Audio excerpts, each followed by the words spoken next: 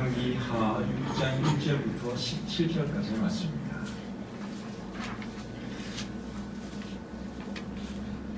찾으셨으면 좌우 여러분하고 한 절씩 교독하겠습니다. 열왕기하 6장 1절부터 17절까지입니다. 선지자의 제자들이 엘리사에게 이르되 보소서 우리가 당신과 함께 거주하는 이곳이 우리에게는 좁으니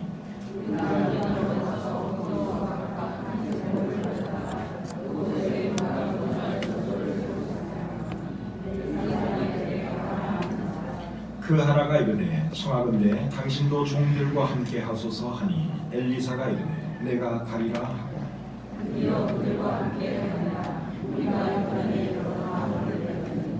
한 사람이 나무를 벨 때에 쇠도끼가 물에 떨어진지라 이에 외쳐 이르되 아 내 주여 이는 빌려온 것이니이다 하니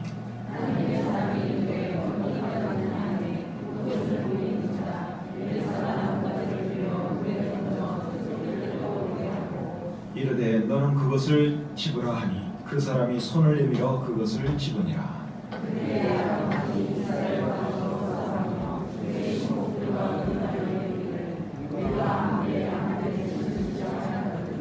하나님의 사람이 이스라엘 왕에게 보내 이르되 왕은 삼가 아무 곳으로 지나가지 마소서 아람 사람이 그곳으로 나오나이다 하는지라.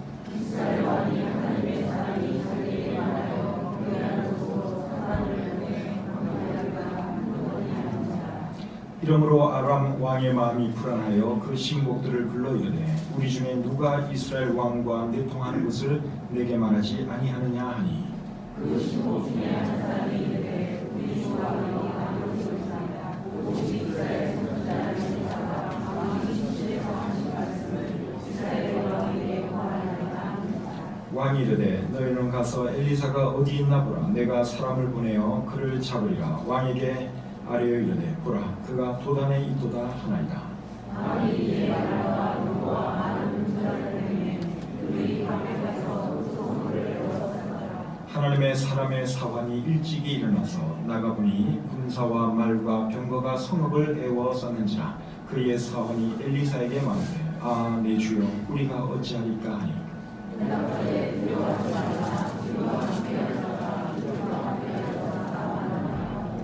기도하여 이르되 여호와여 원하건대 그의 눈을 열어서 보게 하옵소서 하니 다 같이 읽습니다. 여호와께서 그 청년의 눈을 여시매 그가 보니 불말과 불병거가 산에 가득하여 엘리사를 둘렀더라. 아멘. 은혜와 사랑이 충만하신 하나님 오늘 이 저녁에도 저희를 이곳에 불러주시고 하나님을 찬양하며 하나님의 말씀을 들을 수 있도록 해주신 것 참 감사합니다. 우리 예배를 기쁘게 받아주시고 또 우리에게도 큰 은혜가 함께하는 귀한 시간 되도록 도와주시옵소서. 예배를 사랑하고 또 특별히 수요일날 빠지지 않고 나는 귀한 성도님들을 인하여 감사합니다. 이분들 손내 주시고 축복해 주시옵소서. 말씀을 주님께 의탁하오며 예수님의 이름으로 기도드립니다. 자리에 앉겠습니다. 큰 일을 당하여 어찌할지 모를 때 우리 입에서 어떤 소리가 잘 나오는가 하면 오 주여, 오 주님 이런 소리가 나오죠. 큰 일을 당했을 때 어찌할 바를 모르겠어요. 그때 우리 입에서 나도 모르게 오 주님, 오 주여 이런 소리가 잘 나옵니다. 어제 저는 신미리라는 자매를 신방했습니다. 우리 입에 나오는 자매는 아니고 우리와 친교하는 교회 전도사님 아내입니다. 김성진 전도사님의 아내 되는 분인데 김성진 전도사님은 우리 교회에서 예배 드린 적도 있고요. 그리고 김남주 목사님의 아들이기도 합니다. 김남주 목사님도 우리 교회에서 설교하신 적이 있죠. 그런데 이 신미라 자매에게 지난주에 어떤 일이 일어났는가 하면 아침에 교회 가다가 교통사고를 당했습니다. 버스에 치였어요. 버스에 치여서 이제 넘어졌는데 그 버스가 오른팔을 밟고 이렇게 지나간 거예요. 근데 이제 넘어지니까 운전기사가 본격적으로 급브레이크를 밟았죠. 그 팔 위에서 급브레이크를 밟아버린 거예요. 그러니까 이 팔이 결국은 쓸 수 없는 그런 팔이 되고 말았습니다. 그래서 주일 아침에 그런 사고를 당했고 그 다음 날인 월요일 날 절단 수술을 받았습니다. 근데 그 전에 봉합을 해보려고 봉합 수술도 받아봤어요. 근데 그게 결국 안 돼서 절단 수술을 받았습니다. 이 자매의 사고 소식을 듣고 제 입에서 제일 먼저 나온 말이 오 주여, 오 주여, 그 소리였습니다. 저도 모르게 너무 충격적이었어요. 내가 뻔히 아는 지 않은데 팔을 잃게 됐다니 얼마나 그 소식이 충격적이었겠습니까? 그래서 나도 모르게 오 주님, 오 주여, 그 소리가 나오더라고요. 어제 그 자매를 만나기 위해서 제가 병원에 갔는데, 병원에 가면서 그저는 생각하니까 계속 제 머릿속에서 떠오르는 오 주여, 오 주여, 이 말이었습니다. 이 자매를 만나서 무슨 말로 위로를 할까 고민을 하면서 갔는데, 오히려 그 자매가 의외로 팔도수를 맞아주었습니다. 저는 울거나 참 시에 빠진 그런 모습을 혹시 보지 않을까 싶었는데, 의외로 이 자매가 담담하게 밝은 얼굴로 저를 맞이해 주었습니다. 그래서 제가 위로하러 갔다가 오히려 위로받고 큰 은혜 받고 돌아왔습니다.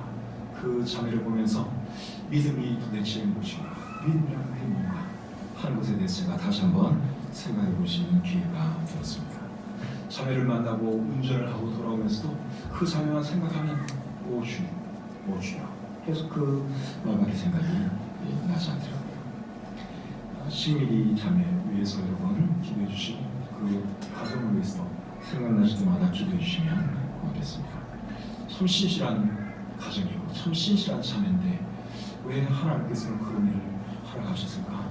지금으로서는 다 이해할 수 없지만 이 세상에 일어나는 일 중에 하나님의 뜻밖에서 일어나는 일은 없죠.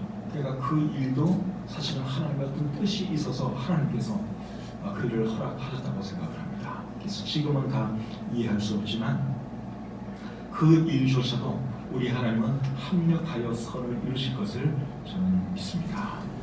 그 부분을 정말 귀하게 쓰시려고 하나님께서 그런 시기를 허락하신 것이 아닌가 하는 생각이 들었습니다. 위에서 기도해 주시면 고맙겠습니다.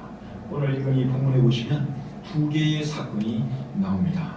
그런데 이 두 개의 사건에 공통적으로 나오는 표현이 하나 있는데, 그게 오 주님, 오 주여 이 표현입니다. 자, 5절을 보겠습니다. 본문 5절. 한 사람이 나무를 벨 때에 쇠 도끼가 물에 떨어진지라 이에 외쳐 이르되 아 내 주여 이는 필요한 것이니이다 하니. 여기 보니까 아 내 주여, 아 내 주여 이 말이나 오 주님 이거랑 같은 말이죠. 그 다음에 15절 보겠습니다. 15절. 하나님의 사람의 사원이 일찍 일어나서 나가보니 군사와 말과 병거가 성읍을 에워쌌는지라. 그의 사원이 엘리사에게 말하되 아 내 주여 우리가 어찌하리까. 여기도 보면 아 내 주여, 오 주님, 그런 표현이 나온 것을 볼 수 있습니다. 오 주여라고 하는 표현이 나온 것을 볼 때 이 말을 한 사람들의 상황이 지금 어떻겠습니까? 상당히 어려운 상황이죠.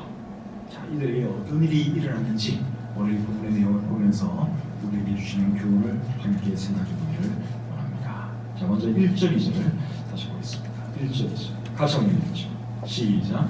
선지자의 제자들이 엘리사에게 이르되 보소서 우리가 당신과 함께 거주하는 이곳이 우리에게는 좋으니 우리가 요단으로 가서 거기서 각각 한 제목을 가져다가 그곳에 우리가 거주할 처소를 세우사이다 하니 엘리사가 이르되 가라 하는지라. 엘리야 선지자와 엘리사 선지자가 사역을 할 때는 선지자의 제자들이 많이 있었습니다. 열왕기하 2장 1절부터 9절을 보시면 길갈에도 선지자의 제자들이 있었고 베델 여리고에도 선지자의 제자들이 있었던 것을 볼 수 있습니다. 이 사람들은 선지자가 되기 위해서 준비하는 사람들이라고 할 수 있겠죠. 오늘날로 하면 신학생들이라고 할 수 있겠습니다. 근데 이 사람들이 모여서 함께 양육받고 함께 훈련받고 하는 그 장소가 좁아졌어요. 사람들이 많아지니까 좁아졌습니다. 그래서 이 선지자의 제자들이 엘리사 선지자에게 뭐라고 하면 요단으로 가서 우리가 더 큰 집을 짓고 거기서 우리가 함께 지내도록 합시다. 그렇게 제안을 합니다. 그러니까 엘리사 선지자가 그렇게 하자고 허락을 해주죠. 그래서 엘리사 선지자와 그의 제자들이 요단에 가서 나무를 해서 이제 집을 짓기 시작합니다. 3절 4절 보겠습니다. 그 하나가 이르되 청하건대 당신도 종들과 함께 하소서 하니 엘리사가 이르되 내가 가리라 하고 드디어 그들과 함께 가니라. 무리가 요단에 이르러 나무를 베더니, 그래서 이제 가서 열심히 나무를 해서 큰 나무를 구해다가 이제 집을 짓는 거죠. 그런데 나무를 하는 과정에서 제자 중에 한 사람이 그만 도끼를 물에 빠뜨리는 그런 일을 당하게 됩니다. 5절 말씀을 보겠습니다. 5절. 한 사람이 나무를 벨 때에 쇠도끼가 물에 떨어진 자 이에 외치르되 아 내 주여 이는 필요한 것이니이다 하니. 도끼가 물에 빠졌어요. 그런데 그 도끼가 자기 도끼가 아니라 필요한 도끼입니다. 오늘날 같으면 뭐 전혀 문제될 거 없죠. 하나 사가지고 그냥 돌려주면 되는데 그 당시에는 도끼가 굉장히 귀한 연장이었던 것 같습니다. 그러니까 이 제자들 중에는 도끼가 없어서 이제 잘 사는 집에 가서 도끼를 빌려온 거예요. 그리고 그걸 가지고 작업을 하다가 그만 요단 강물에 빠뜨리고 말았습니다. 요단 강물이 뭐 얕으면은 그냥 헤엄쳐서 물속에 잠수해서 꺼내면 되는데 아마 요단 강물이 상당히 깊었던 것 같습니다. 그리고 요단 강물이 깨끗한 물이 아니잖아요. 그래서 나아만 장군도 요단 강물에 안 들어가려고 해서 우리가 잘 알고 있습니다. 물은 깊고 그리고 물속에 보이지도 않고 그러니까 찾을 길이 없는 거예요. 그래서 이제 그냥 소대 것도 아닌데 오 주여, 여기서 주님은 이제 자기 선생님을 말하는 거예요. 오 주님, 저 도끼를 빠뜨렸으니 어떻게 하면 좋겠습니까? 그렇게 이제 탄식을 한 것이죠. 그런데 엘리사 선지자가 놀라운 일을 해서 그 잃어버린 도끼를 다시 찾게 됩니다. 6절 7절 말씀 같이 한번 읽겠습니다. 시작. 하나님의 사람이 이르되 어디 빠졌느냐 하매 그곳을 보이는지라. 엘리사가 나뭇가지를 베어 물에 던져 쇠도끼를 떠오르게 하고 이르되 너는 그것을 집으라 하니 그 사람이 손을 내밀어 그것을 집으니라. 참 놀라운 일이 일어났죠. 엘리사 선지자가 그 나무 하나를 꺾어다가 그 물속에 던지니까 갑자기 물속에 빠져있던 그 도끼가 수면 위로 이렇게 떠오르기 시작했어요. 그래서 그것을 이렇게 건져냈다. 그렇게 여기 성경이 기록하고 있습니다. 이런 일은 과학적으로는 절대로 설명이 안 되는 내용이죠. 이런 일은 과학 세계에서는 일어날 수가 없는 일입니다.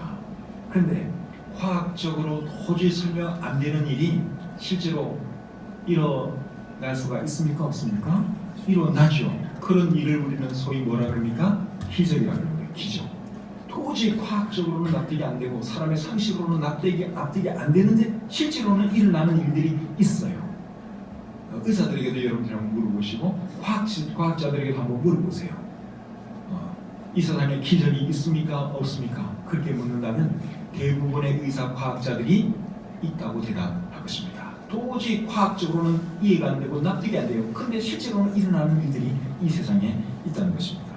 이런 것을 봐도 하나님은 분명히 살아계신 분임을 우리가 알 수 있죠. 과학적으로 설명 안 되는 이런 일들, 우리의 상식으로는 도저히 납득 안 되는 이런 일들, 누가 결국 하는 것입니까? 하나님이 하시는 거죠. 그냥 이런 기적이 있는 것만 봐도 하나님은 분명히 살아계신 것을 우리가 믿을 수 있습니다. 살다 보면 스스로 해결할 수 없는 문제를 만날 때가 있습니다. 기적이 일어나지 않는 한 절대로 해결되지 않는 그런 일을 우리가 만날 수 있습니다. 그럴 때 여러분 우리가 어떻게 해야 될까요? 그럴 때 하나님의 도우심을 구하면 되죠. 하나님은 과학도 넘어서는 분이고 우리의 생각, 우리의 논리 모든 것을 초월하는 분이잖아요. 그러니까 우리의 생각으로 도저히 안 되고 과학적으로 도저히 안 되는 그런 일을 할지라도 하나님께는 불가능한 일이 없지요. 그래서 어려운 일이 생기고 참 누군가의 절대적 하나님의 절실한 도움이 필요한 일이 생기면 여러분 하나님께 도움을 청하시기를 바랍니다. 그러면 하나님께서 그것이 하나님의 뜻이면 하나님께서 기적을 일으켜서라도 여러분의 기도를 들어주실 줄 믿습니다. 자, 예레미야 33장 2절 3절 말씀을 한번 찾아보겠습니다. 예레미야 33장 2절 3절입니다. 자, 우리 같이 한번 읽어보겠습니다. 예레미야 33장 2절 3절 말씀. 자, 같이 읽죠. 시작. 이를 행하시는 여호와, 그것을 만들며 성취하시는 여호와, 그의 이름을 여호와라 하는 이가 이와 같이 이르시도다. 너는 내게 부르짖어라. 내가 네게 응답하겠고 네가 알지 못하는 크고 은밀한 일을 내게 보이리라. 하나님께 부르짖으면 네가 이해할 수 없는 일도 하나님께서 일으켜 주시겠다고 하나님께서 여기 약속하고 있습니다. 여러분, 이 말씀 믿으시고 어려운 일 당할 때, 여러분의 능력으로 도저히 해결할 수 없는 일 만나면 이 말씀 믿으시고 하나님께 도움을 청하시기를 바랍니다. 하나님의 뜻이면 하나님께서 반드시 이루어 주실 것입니다. 그 다음에 시편 91편 14절 15절 보겠습니다. 시편 91편 14절 15절입니다. 자, 이 말씀 우리 같이 한번 읽겠습니다. 시작. 하나님이 이르시되 그가 나를 사랑한즉 내가 그를 건지리라. 그가 내 이름을 안즉 내가 그를 높이리라. 그가 내게 간구하리니 내가 그에게 응답하리라. 그들이 환난 당할 때에 내가 그와 함께하여 그를 건지고 영화롭게 하리라. 여기 보면 하나님이 뭐라 그러고 있습니까? 하나님께 간구하면 하나님께서 응답해 주시겠다고 말씀하고 있죠. 힘들고 어려운 일, 불가능해 보이는 그런 일을 만나면 하나님께 간구하십시오. 하나님께서 응답해 주실 것입니다. 요한복음 14장 14절에서는 예수님이 이렇게 말씀하시죠.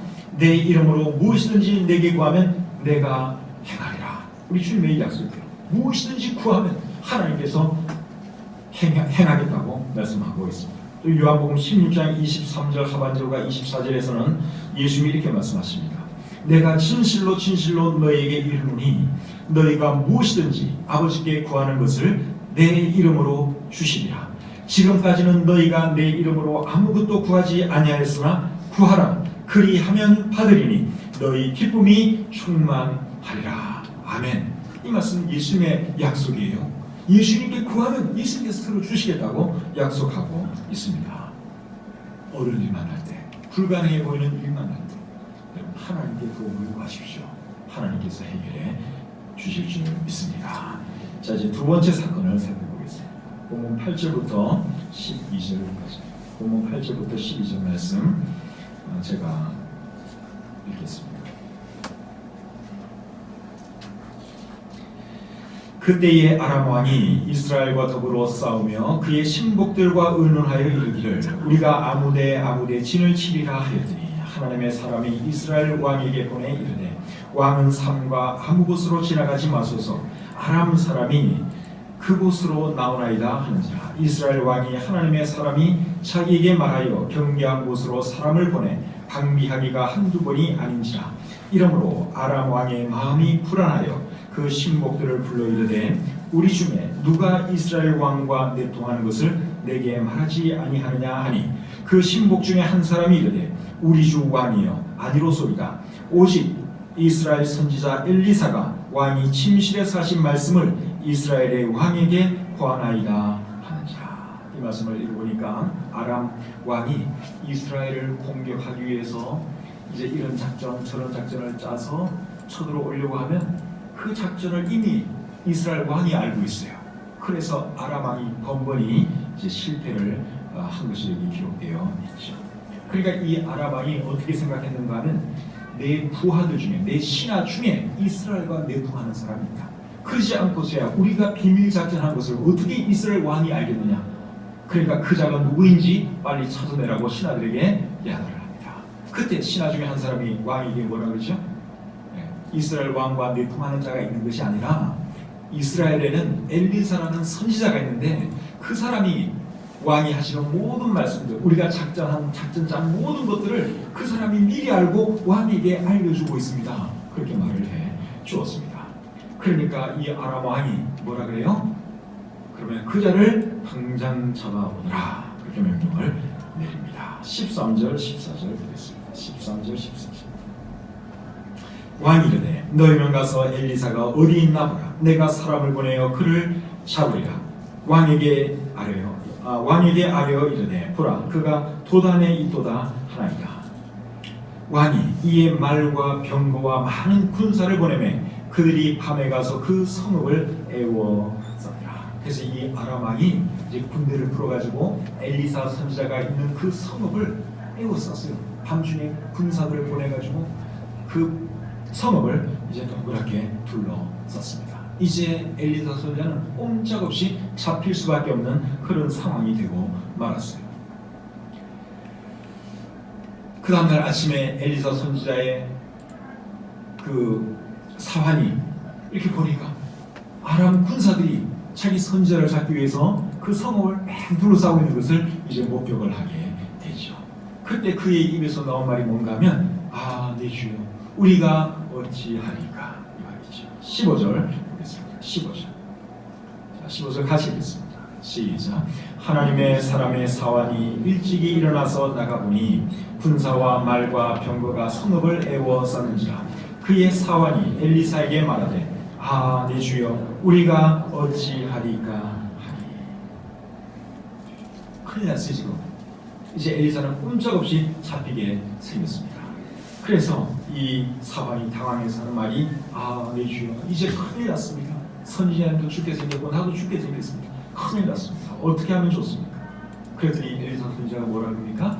16절 보겠습니다. 16절 같이 읽습니다. 시작. 대답하되 두려워하지 말라. 우리와 함께한 자가 그들과 함께한 자보다 많으니라 하고. 우리와 함께한 자가 저들과 함께한 자보다 훨씬 더 많다 그러면서 염려하지 말라고 엘리사 선지자가 사환에게 말을 해 주었습니다. 근데 사환은 아무리 눈을 씻고 봐도 더 많은 군사가 보입니까? 안 보입니까? 안 보여요. 자기 눈에는 엘리사 선지자를 잡으러 온 아람 군인들밖에 눈에 안 보여요. 근데 엘리사 선지자는 저 사람들보다 더 많은 군사가 우리에게 있다. 그러니 염려하지 말라. 그렇게 말을 하는 것입니다. 자, 도대체 무슨 일이 일어났는지 우리 17절 보겠습니다. 17절 시작. 기도하려 이르되 여호와여 오라건대 그의 눈을 열어서 보게 하옵소서 하니 여호와께서 그 청년의 눈을 여시매 그가 보니 불말과 불병거가 산에 가득하여 엘리사를 둘렀더라. 사환의 엘리사의 눈에는 보이는데 사환의 눈에는 그 하나님의 군대가 보이지 않는 이유가 뭐였습니까? 사환의 눈이 영적으로 감겨져 있으니까 엘리사의 눈에는 보이는데 이 사환의 눈에는 그것이 보이지가 않았던 것이죠. 근데 엘리사 선지자가 하나님께 기도해서 이제 그 사환의 눈을 뜨게 만들어줬어요. 그러니까 사환의 눈에도 그 수많은 하나님의 군대가 보이기 시작하면서 마음에 안도감이 찾아왔습니다. 이 엘리사의 사환도 여러분 사실 하나님을 섬기는 사람 아니겠어요?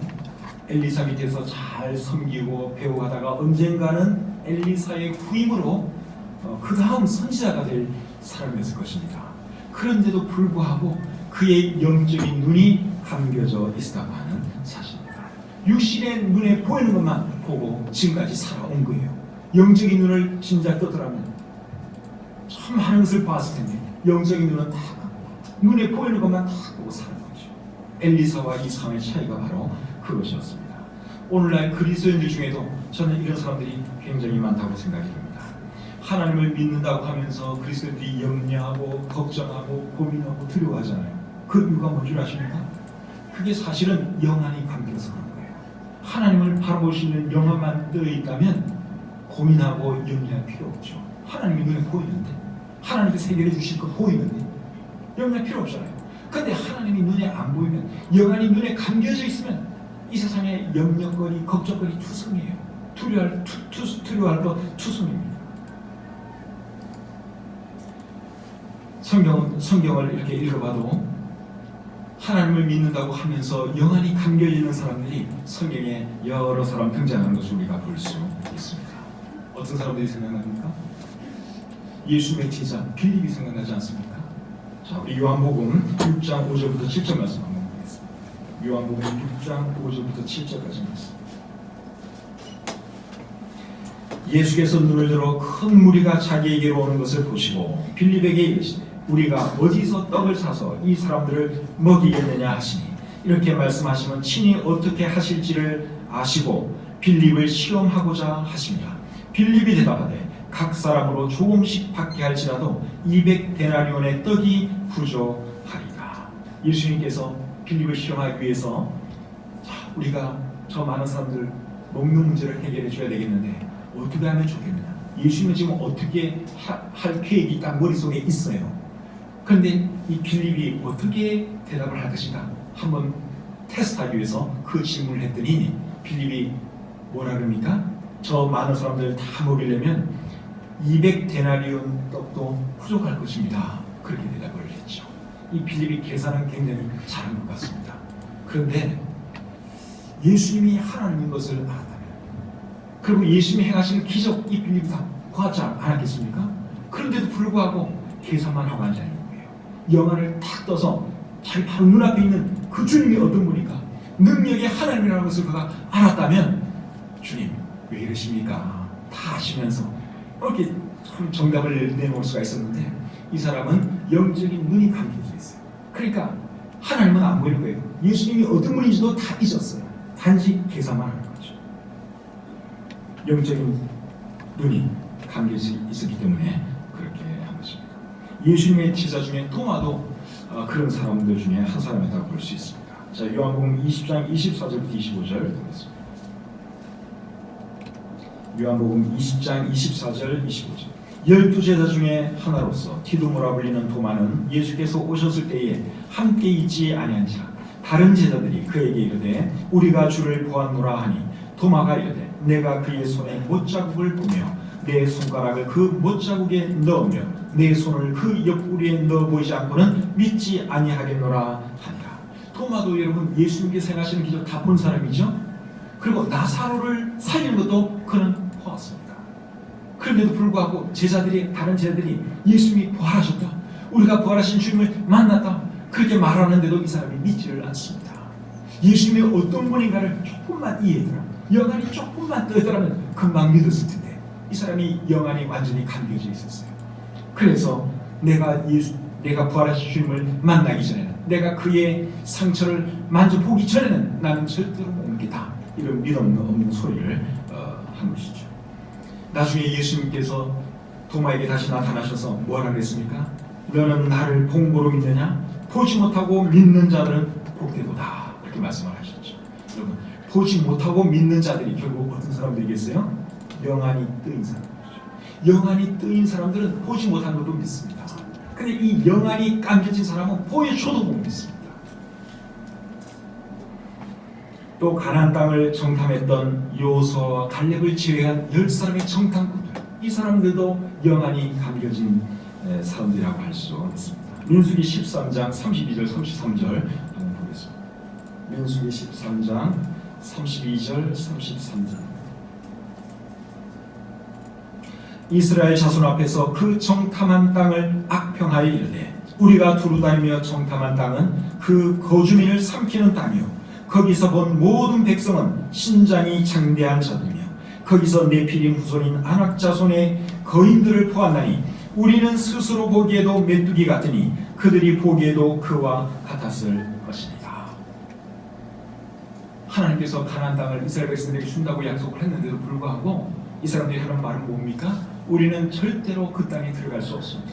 저 사람들은 신장이 장대한 사람이고 우리는 그들에 비하면 메뚜기와도 같습니다. 우리는 절대로 저들을 이길 수 없습니다. 우리는 절대로 가나안 땅에 들어갈 수 없습니다. 이런 믿음 없는 말을 했죠. 거기 위해서 여호수아와 갈렙은 어떤 말을 합니까? 13장 30절에 보니까 갈렙이 모세 앞에서 백성을 조용하게 하고 이르되 우리가 곧 올라가서 그 땅을 취하자 능히 이기리라. 여러분, 똑같은 땅을 보고 왔어요.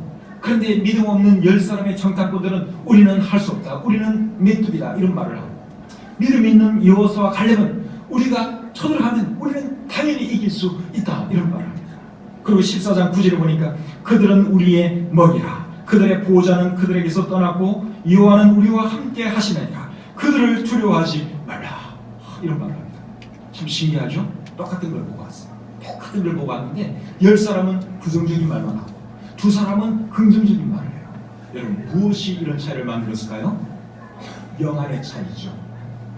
믿음 없는 10사람은 영안이 감겨진 사람들이에요. 그러나 믿음 있는 여호수아와 갈렙은 영안을 뜨고 사는 사람이죠. 그러니까 하나님이 보이는 거예요. 그 사람들도 대단한 사람이지만 그래도 하나님은 더 대단한 분이니까 얼마든지 할 수 있다. 그렇게 말하는 것이고, 이 10사람들은 하나님 눈에 안 보이는 거예요.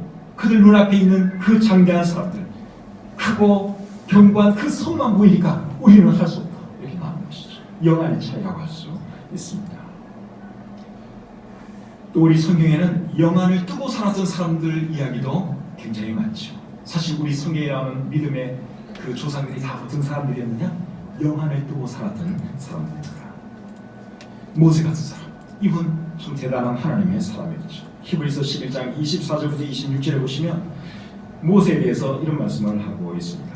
믿음으로 모세는 장성하여 바로의 공중의 아들이라 칭함받기를 거절하고 도리어 하나님의 백성과 함께 고난받기를 잠시 죄악의 낙을 누리는 것보다 더 좋아하고 그리스도를 위하여 받는 수모를 애굽의 모든 보화보다 더 큰 재물로 여겼으니 이는 상 주심을 바라봅니다. 모세가 영안을 뜨고 산 사람 맞죠?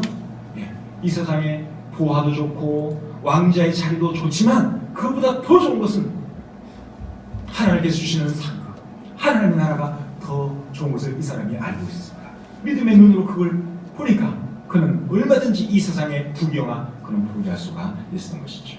출애굽기 14장 13절과 14절에서 모세가 또 이런 말을 합니다. 모세가 백성에게 이르되 너희는 두려워하지 말고 가만히 서서 여호와께서 오늘 너희를 위하여 행하시는 구원을 보라. 너희가 오늘 본 애굽 사람을 영원히 다시 보지 아니하리라. 여호와께서 너희를 위하여 싸우시리니 너희는 가만히 있을지니라. 앞에는 홍해가 가로막혀 있고 뒤에는 애굽 군사들이 추격해 옵니다. 그때 이스라엘 사람들이 두려워가지고 막 모세에게 난리를 칩니다. 그때 모세가 한 말이 이 말이에요. 너희들 두려워하지 말고 하나님이 어떤 일을 하시는지 가만히 지켜보라 그랬습니다. 영안을 듣기 때문에 이런 말을 하는 거예요. 영안이 감겨졌다면 함께 두려워했습니다. 그런데 모세는 영안을 뜨고 살았거든요. 하나님이 어떤 분인가도 그는 너무너무 잘 알고 있습니다. 하나님이 어떤 일을 해낼 것인지 그는 미리 바라보고 있는 것입니다. 그러니까 이런 말을 할 수가 있었던 것이죠. 다윗도 안 그래요, 여러분? 참 영안이 밝은 사람이었습니다. 시편 3편 5절 6절 말씀 한번 보겠습니다. 시편 3편 5절 6절. 자, 우리 같이 한번 읽어볼까요? 시편 3편 5절 6절. 자, 읽어보겠습니다. 시작. 내가 누워 자고 깨었으니 여호와께서 나를 붙드심이로다. 천만인이 나를 애워싸 진친다 하여도 나는 두려워하지 아니하리라. 이게 여러분 다윗이 한 말인데요. 천만인이 나를 둘러 진친다고 해도 나는 두렵지가 않다. 그런 말을 합니다. 여러분 이분 뭐 대단히 배짱이 좋아서 이런 말을 하는 게 아니라 영안을 뜨고 사니까 하나님이 보이잖아요. 하나님이 지켜주시고도 보이고 그러니까 겁날 게 없는 것이죠. 27편 1절부터 3절 또 보겠습니다. 시편 27편 1절부터 3절. 자, 또 같이 한번 읽겠습니다. 시작. 여호와는 나의 빛이요 나의 구원이시니 내가 누구를 두려워하리요. 여호와는 내 생명의 능력이시니 내가 누구를 무서워하리요. 악인들이 내 살을 먹으려고 내게로 왔으나 나의 대적들 나의 원수들인 그들은 실족하여 넘어졌다. 군대가 나를 대적하여 진칠지라도 내 마음이 두렵지 아니하며 전쟁이 일어나 나를 치료할지라도 나는 여전히 태연하리로다. 좀 대단한 사람이죠? 네. 전쟁이 일어나서 자기를 치려고 해도 자기는 태연할 수 있다는 거예요. 어떻게 이런 말을 할 수 있습니까? 하나님의 도우심이 보입니다. 영안이 열려 있으니까 그가 담대할 수 있었고 이런 위대한 고백을 할 수 있었던 것입니다. 시편 118편 6절부터 9절 보겠습니다. 시편 118편의 저자는 누군지는 모르지만 제 생각에는 다윗이지 않을까 싶습니다. 자, 시편 118편 6절부터 9절 말씀 또 같이 읽겠습니다. 시작. 여호와는 내 편이시라. 내가 두려워하지 아니하리니 사람이 내게 어찌할까. 여호와께서 내 편이 되사 나를 돕는 자들 중에 계시니 그러므로 나를 미워하는 자들에게 보응하시는 것을 내가 보리로다. 여호와께 피하는 것이 사람을 신뢰하는 것보다 나으며 여호와께 피하는 것이 고관들을 신뢰하는 것보다 낫도다. 참 멋진 말이죠. 사람을 의지할 필요 없다는 거예요. 정말 영안이 뜨인 사람은 여러분 하나님이 보이기 때문에 두려움도 없고 사람 두려워하는 거 없습니다. 그래서 우리가 이런 사람이 되어야 하는 것이죠. 다니엘과 다니엘의 세 친구도 영안이 참 밝았던 사람들이었습니다. 다니엘서 3장 16절부터 18절 보겠습니다. 다니엘서 3장 16절부터 18절입니다. 제가 읽어드릴게요. 사드락과 메삭과 아벳느고가 왕에게 대답하여 이르되 느부갓네살이여 우리가 이 일에 대하여 왕에게 대답할 필요가 없나이다. 왕이여 우리가 섬기는 하나님이 계시다면 우리를 맹렬히 타는 풀무불 가운데에서 능히 건져내시겠고 왕의 손에서도 건져내시리라. 그렇게 아니하실지라도 왕이여 우리가 왕의 신들을 섬기지도 아니하고 왕이 세우신 금 신상에게 절하지도 아니할 줄을 아옵소서. 느부갓네살 왕이 여러분 금 신상을 만들어 놓고 누구라도 저 신상 앞에 절하지 않는 사람은 뜨거운 풀무불에 집어넣어서 죽이겠다고 선포를 했습니다. 그런데도 불구하고 이 다니엘의 세 친구가 절대로 우상 숭배하지 않지요. 아주 담대하지 않습니까? 그들이 어떻게 이렇게 담대할 수가 있었겠어요? 영안이 들리다 보니까 하나님이 보내는 것이죠. 하나님의 보호하실 거예요. 또 설령 죽는다고 할지라도 하나님께서 그들의 영혼을 거둬주실 것을 믿으니까 이렇게 담대하게 말할 수가 있는 것입니다. 다니엘서 6장 10절도 보겠습니다. 다니엘서 6장 10절. 다니엘이 이 조서에 왕의 도장이 찍힌 것을 알고도 자기 집에 돌아가서는 윗방에 올라가 예루살렘으로 향한 창문을 열고 전에 하던 대로 하루 3번씩 무릎을 꿇고 기도하며 그의 하나님께 감사하였더라. 다른 어떤 신에게 기도를 하거나 또 섬기는 일을 하면 사자굴에 집어넣겠다고 다리오 왕이 선언을 했습니다. 그 사실을 엄연히 알고서도 다니엘은 집으로 돌아가서 자기가 늘 하던 대로 창문을 열어놓고 예루살렘을 향하여 하나님께 기도했다고 여기 기록하고 있습니다. 담대하죠? 영안을 열고 사면 이룰 수 있습니다. 죽음이 두렵지 않습니다. 스데반 집사님도 여러분 영안이 참 밝았던 사람입니다. 사도행전 7장 55절 56절 보시면 이렇게 기록되어 있습니다. 스데반이 성령 충만하여 하늘을 우러러 주목하여 하나님의 영광과 및 예수께서 하나님 우편에 서신 것을 보고 말하되 보라 하늘이 열리고 인자가 하나님 우편에 서신 것을 보노라 하네. 하늘의 문이 열리고 이 예수님이 여러분 그 하나님 우편 고좌에 앉아 있다가 이렇게 일어서는 것을 그가 영안으로 본 것을 지금 여기에 기록하고 있습니다. 참 놀라운 사람 아닙니까? 영안이 정말 밝았어요. 그러니까 돌이 와도 두렵지가 않는 거예요. 죽어도 겁날 것이 없는 것입니다. 영안이 열리면 그렇게 될 수 있습니다. 사도 바울도 여러분 영안이 참 밝은 사람이겠죠? 빌립보서 1장 21절에서 사도 바울은 이런 고백을 했습니다. 이는 내게 사는 것이 그리스도니 죽는 것도 유익함이라. 여러분 죽는 것이 어떻게 유익할 수가 있어요? 죽으면 무섭잖아요. 그런데 사도 바울은 영안이 뜨이다 보니까 죽음도 무섭지 않아요.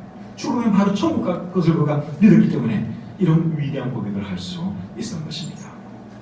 성경에 기록된 믿음의 위인들이 다 어떤 사람들이었느냐? 영안이 뜨인 사람이라고 할 수 있습니다.